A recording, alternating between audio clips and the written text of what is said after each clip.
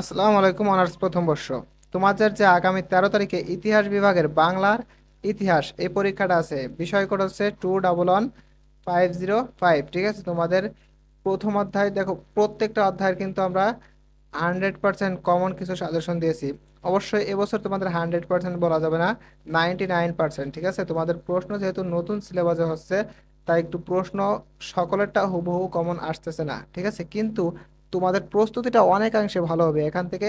অন্ততপক্ষে 90% তোমার প্রশ্ন কমন থাকবে।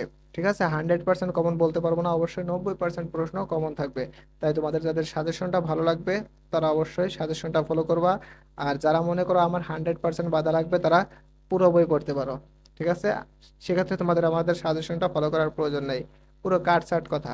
ঠিক আছে, সেক্ষেত্রে আমাদের সাজেশনটা পড়ে তোমার কোনো লাভ হবে না। ঠিক আছে, তোমরা এখান থেকে সর্বোচ্চ 90%, আর কপাল ভালো হলে আমাদের দুইটা পরীক্ষায় 100% পাচ্ছে। তোমাদের যে তিনটা পরীক্ষা হয়েছে, এখান থেকে দুইটা পরীক্ষায় 100% পাচ্ছে, এবং আইসিটি পরীক্ষায় অল্প কিছু পাচ্ছে। ঠিক আছে, অর্থাৎ তোমাদের পরীক্ষা অনুযায়ী সকল, তোমাদের যেহেতু নতুন সিলেবাসে পরীক্ষা হচ্ছে, তাই বলতে পারবো না যে প্রত্যেকটা পরীক্ষায় 100% আসবে, কিন্তু যাদের পুরাতন সিলেবাস আছে তাদের 100% আমরা কমন সাজেশন দিতে পারি। ঠিক আছে, যাদের পুরান সিলেবাস আছে, কিন্তু নতুন সিলেবাসদের আমরা 100% কমন দিতে পারবো না। দেখো, প্রত্যেকটা অধ্যায়ের আলাদা আলাদা করে প্রশ্ন দেওয়া আছে, এবং মোট দেওয়া আছে 30টা প্রশ্ন। ঠিক আছে, মোট 30টা প্রশ্ন দেওয়া আছে।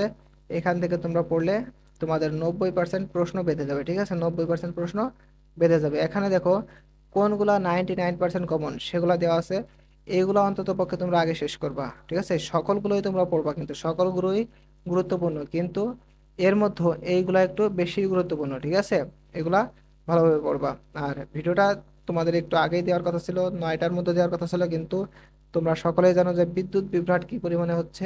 বিদ্যুৎ বিভ্রাটের কারণে আমি আমাদের এখান থেকে সন্ধ্যার পর থেকে কোনো বিদ্যুৎ না থাকার কারণে মাত্র বিদ্যুৎ আসলো, এই জন্য ভিডিওটা দিতে পারিনি।